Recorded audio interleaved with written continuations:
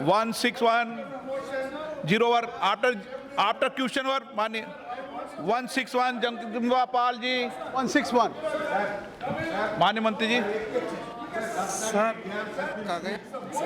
Zero over please zero over after question और zero please Sir, the answer is laid on the table. माननीय सदस्य किस तरह कर रहे हैं और सरकार को इस पे बयान देना जरूरी है सर। माननीय सदस्यगण Breach resulting in the death of 6 people. Number of persons have been missing. Government should come out अध्यक्ष महोदय, of what actually transpired in Ratnagiri, sir. ये तो सुबह से शाम तक बोलते रहते हैं महाराज। अध्यक्ष महोदय, मैं आपका अत्यंत आभारी हूँ। मैं आपके माध्यम से जो मैंने प्रश्न किया है, माननीय रेल मंत्री जी ने उसके उत्तर में कहा है कि बढ़नी से काठमांडू इसका सर्वे 2015-16 में स्वीकृत हुआ था और इसका काफ़ी पोर्शन नेपाल में पड़ता है, इसलिए नेपाल सरकार से अनुमति अपेक्षित है। तो मैं आपके माध्यम से जानना चाहता हूं कि हमारे प्रधानमंत्री की और हमारे सरकार की जो नीति है, नेबर फर्स्ट की नीति है, और जब से इस बार भी प्रधानमंत्री बने हैं तो सबसे पहले वो यूरोप और अमेरिका नहीं गए बल्कि मालदीव या अपने जो नेबर के कंट्री हैं उन्हीं कंट्री में गए। तो इस तरीके से जो हमारी नीति है कि हम अपने पड़ोसियों के साथ बहुत अच्छे रिश्ते रखें, और नेपाल के संविधान सभा में भी उन्होंने कहा था कि कनेक्टिविटी में, और उसमें बसें 2 काठमांडू से दिल्ली चल रही। तो आज इतना आवश्यक है ये बढ़नी से, तो इस नेपाल सरकार से आगे जो इस संबंध में सर्वे के बाद जो आगे की कार्रवाई है, और इसमें जो एक्सटर्नल अफेयर्स मिनिस्ट्री है वो पैसा भी देने के लिए तैयार है, तो इस प्रोजेक्ट को कब शुरू किया जाएगा, या इसमें क्या नेपाल सरकार से इसकी अनुमति लेने के लिए या आगे एग्रीमेंट करने के लिए इस पर कोई कार्रवाई रेल मंत्रालय करेगी? माननीय मंत्री महोदय। Honorable Minister Jagdambika Pal is the very senior most and very appropriate question he has asked. Kathmandu. जोर से बोलो मंत्री महोदय, थोड़ा जोर से। Yes, sir. He is a very senior member, Jagdambika Palji, and this is the 5 kilometers in the Indian territory, remaining 354 kilometers in the Nepal, sir. The process is going on. The External Affairs Ministry is already following it up, and Honorable Prime Minister also is having a very good this thing. Even Atal Bihari Vajpayee हमारा पड़ोस के अच्छा रहना चाहिए बोलकर हमारा नीति है सर। आज भी हम इसके प्रयास में हैं। वो जल्दी से जल्दी जब नेपाल सरकार अनुमति देगा तब ये सर्वे करके बाकी का जो भी ऑनरेबल मिनिस्टर का ऑनरेबल मेंबर्स का ये है वो करने के लिए प्रयास करेंगे। और ऑलरेडी ये 5 किलोमीटर का सर्वे इंडियन टेरिटरी में हो गया है। माननीय सदस्य। Honourable speaker, it makes no difference कि only 5 kilometre in India and 400 kilometre in Nepal. उन्हें आखिर इसका क्या अंतर है? सवाल ये है कि government of India has to take initiative और to expedite this agreement between Nepal and India government. तो उस संबंध में जब सर्वे हमारे रेल मंत्रालय ने कर लिया है, और चाइना जो 4000 किलोमीटर दूर है वो रेल लाइन अपनी इस भारत की सीमा तक लाने की कोशिश कर रहा है, पूरा नेपाल हम पे डिपेंडेंट है। आज आप देख रहे हैं कि पिछले कुछ दिनों से हमारे वेजिटेबल फ्रूट्स को रोक दिया है। कुछ ऐसी वहाँ की राजनीति है कम्युनिस्ट पार्टी की कि अभी कल से दूध और जो जूसेज हैं उसको भी रोकने की बात कर रहे हैं। जो पूरा ट्रेड इंडिया के साथ है उसको सफ़र कर रहा है। सारे लोग नेपाल के ज़्यादातर हिंदुस्तान में जॉब करते हैं। तो हम 424 किलोमीटर अगर काठमांडू तक रेल बना लेते हैं तो फिर नेपाल की मित्रता, जो हमारी इच्छा अपने पड़ोसी के साथ, वो पूरी प्रगाढ़ता होगी। सारी कनेक्टिविटी लोग काठमांडू से फिर कोई चाइना की तरफ नहीं देखेगा, सारे लोग भारत आएंगे। तो इस संबंध में क्या अग्रतर कार्रवाई करेंगे? सर, माननीय सदस्य बहुत अच्छा प्रश्न पूछा है सर। काठमांडू और नेपाल पशुपतिनाथ का दर्शन के लिए हमारा कर्नाटक का और काठमांडू का बहुत अच्छा संबंध है सर। जो भी उधर पुरोहित रहेगा हमारा कर्नाटक से रहता है sir. We are very happy.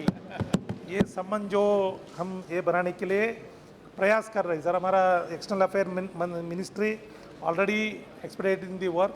As soon as the government of Nepal gives its consent to make the survey necessary survey, then immediately that has been taken. Even Sanjay Jaiswal, my मित्र, वो भी उनका क्षेत्र भी आता है उधर, वो भी पूछ रहे नेपाल और उत्तर प्रदेश और बिहार का संबंध अच्छा होना चाहिए, उसके बारे में हम जल्दी से जल्द प्रयास करके एक्सटर्नल अफेयर मिनिस्ट्री नेपाल सरकार जब परमिशन देगा तब इमिडिएटली ये काम लगाने के लिए हमारा सरकार प्रयास करेगा। श्री जुगल किशोर शर्मा। धन्यवाद अध्यक्ष महोदय जी।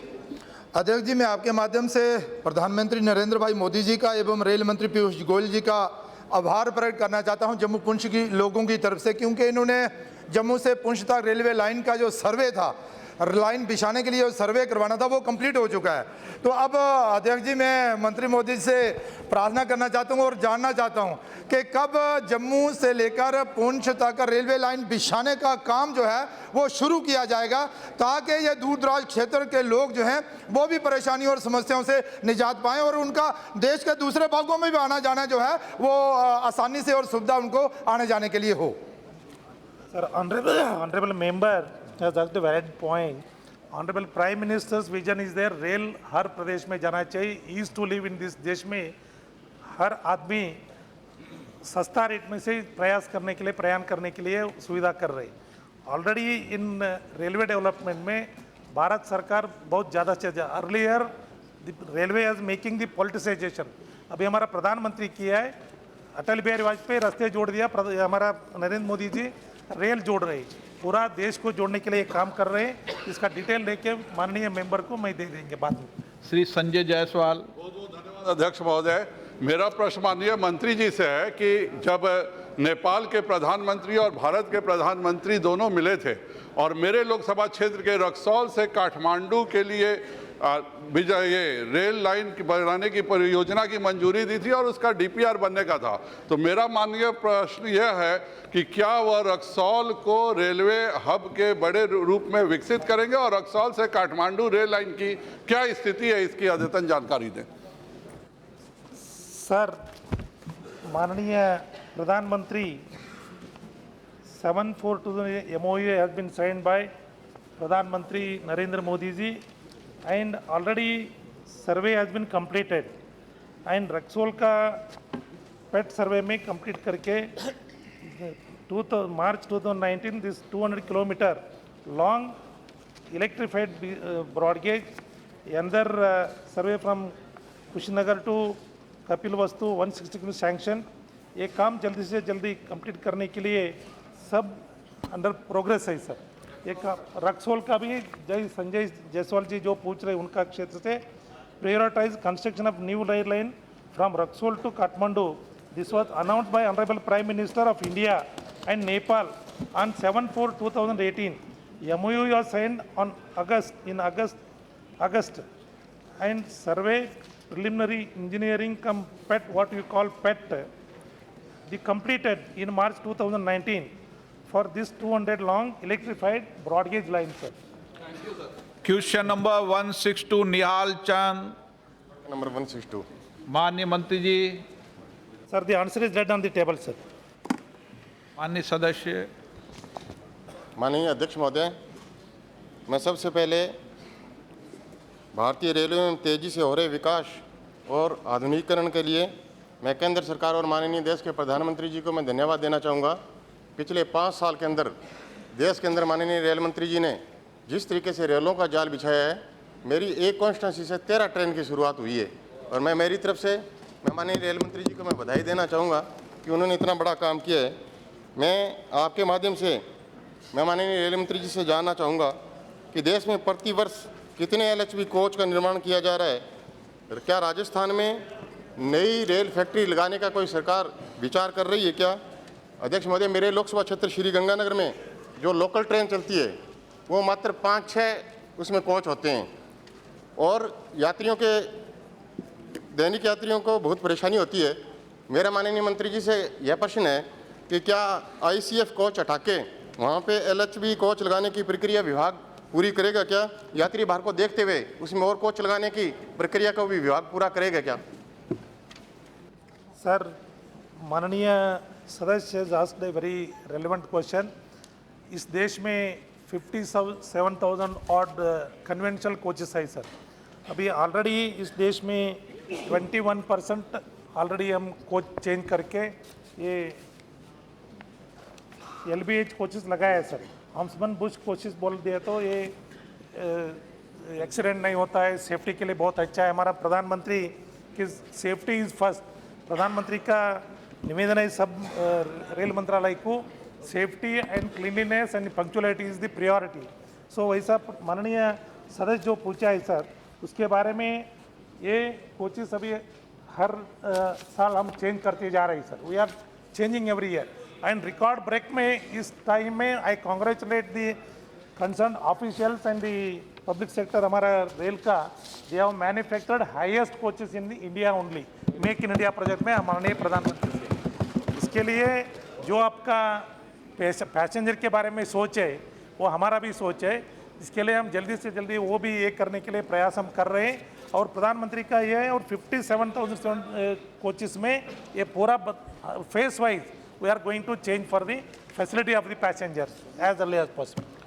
माननीय सदस्य। अध्यक्ष महोदय, मैं माननीय मंत्री जी को धन्यवाद देना चाहूँगा कि अभी 6 तारीख को हमारी एक ट्रेन की शुरुआत हो रही है। अनूपगढ़ से लेकर बठिंडा तक वाया सूरतगढ़ होते हुए उस ट्रेन की शुरुआत होगी। मैं आपको धन्यवाद देना चाहूँगा और मैं आपके माध्यम से अध्यक्ष महोदय सरकार से पूछना चाहूँगा, माननीय मंत्री जी से जानना चाहूँगा कि 1998 में तत्कालीन प्रधानमंत्री आदरणीय अटल जी ने मेरी कॉन्स्टिट्यूंसी हनुमानगढ़ में एक घोषणा की थी, हनुमानगढ़ से लेके और सरदार शहर तक वाया रावतसर एक ट्रेन निर्माण की घोषणा की थी जो अभी पेंडिंग है। और श्री गंगानगर से कैनाल लूप होते हुए जयपुर तक का ट्रैक कंप्लीट करीबन हो गया है। उस पर नई रेल चलाने का सरकार कब तक विचार कर रही है? इसके बारे में दीपावली बनाएंगे आपके साथ और अच्छा सुविधा भी आपको मिलेगा। अभी जो माननीय सदस्य उनका क्षेत्र के बारे में सोचता है वो हमारा रेल के बहुत खुशी से हम बोल सकते हैं दीपावली बनाएंगे सर जल्द से जल्दी। श्री फारूक अब्दुल्ला जी। मेरा स्पष्ट क्वेश्चन है मिनिस्टर साहब को कि बारामूला से पानीहाल तक रेल जो है वो शुरू हो गई है। मनमोहन सिंह जी ने इसको शुरू किया था, मगर जो कोचेज़ हैं वो कभी भी फिर से लाई गई है और उन कोचेज़ की हालत बहुत ख़राब है। मैं मंत्री जी से गुजारिश करूंगा कि मेहरबानी करके उन कोचेज़ को एक तो बढ़ाइए और उन कोचेज़ को बेहतर करिए। हमें दोनों चीज़ चाहिए, एक तो more coaches and improvement of the coaches that are presently there. The honorable member has asked the relevant question, so I'll take the details and let you know, sir, afterwards, whatever the details are there. And we are interested to change the coaches and we are giving the more safety for the people who are concerned. Shri Adhir Ranjan Chowdhury. Sir, ये नया सरकार बनने की बात 100 दिन की action plan तय हुए हैं। खबर आ रहे हैं कि एक्शन प्लान के दौरान आप 7 ऐसा प्रोडक्शन यूनिट को आइदर कॉर्पोरेटाइजेशन और निजीकरण नहीं तो निगमीकरण करने जा रहे हैं। कल हमारा CLP leader madam Sonia Gandhi ji मुद्दे को उठाया, इसका नहीं ये नतीजा क्या है ये बारे में थोड़ा जानकारी हमें चाहिए। जो ये बड़ा गंभीर मुद्दा है क्योंकि इस घोषणा की चलते सर इस घोषणा की चलते खलबली मच गए हैं और कर्मचारियों के अंदर एकदम डर पैदा हो गए हैं। प्लीज माननीय मंत्री जी। माननीय अध्यक्ष जी, फिर एक बार प्रमुख विपक्षी दल की जो डबल स्टैंडर्ड्स है और डबल नीति रहती है उसका एक परिचय इस सदन में कल और आज हमें देखने को मिला। माननीय पूर्व वित्त मंत्री जो यूपीए की सरकार के वित्त मंत्री थे और उनका पहला बजट स्पीच 2004-05 को मैं यहाँ थोड़ा कोट करना चाहूँगा। एंड आई कोट, पूर्व वित्त मंत्री जो उन्हीं की पार्टी के थे, इनके शायद वरिष्ठ नेता भी हैं, वो कहते हैं disinvestment and privatisation are useful economic tools. We will selectively employ these tools consistent with the declared policy. As a first step, I propose to establish a board for reconstruction of public sector enterprises. The board will advise the government on the measures to be taken to restructure PSEs, including cases where disinvestment or closure or sale is justified. ये थी कांग्रेस की नीति। जरा सुनने का साहस रखो भाई, सब आ रहा हूँ। कभी हमने आपके सवालों को जवाब देने में हिचकिचाई नहीं। अरे सुनो जरा सदन को भी बता दे कि इनकी दोगली नीति कैसी चलती है। फिर माननीय अध्यक्ष जी, जीएसटी लाना था देश में। जीएसटी के लिए एक कॉरपोरेशन बनानी थी। उसकी कॉरपोरेशन कांग्रेस की सरकार ने 28 मार्च 2013 को एक प्राइवेट लिमिटेड कंपनी बनाई, यानी पूरे देश का जीएसटी का डेटा एक प्राइवेट कंपनी को देना, और उसके अंदर भी मेजॉरिटी स्टेक प्राइवेट कंपनीज को अलाउ किया, जिसमें पूरा जीएसटी का डेटा जिसके अंदर था। हमने सितंबर 2018 में प्रधानमंत्री नरेंद्र मोदी जी के आदेश पे इसको सरकारी कंपनी बनाया। मुंबई के और दिल्ली के एयरपोर्ट्स जनवरी 2006 में कांग्रेस की सरकार ने अनाउंस किया, एक ग्रुप ऑफ मिनिस्टर्स, और वो दोनों एयरपोर्ट निजी हाथों में दे दिए। ये है कांग्रेस की नीति। फिर बजट स्पीच 2005-06 में उस समय के वित्त मंत्री फिर एक बार क्या लिखते हैं, stamp duty on stock exchange corporatisation, ये शब्द है, stamp duty on stock exchange corporatisation, the SEBI securities contracts regulation act 1956 as amended recently. उन्होंने अनरिलेटेड प्रश्न पूछा। As amended recently requires all stock exchanges to be corporatized and demutualized.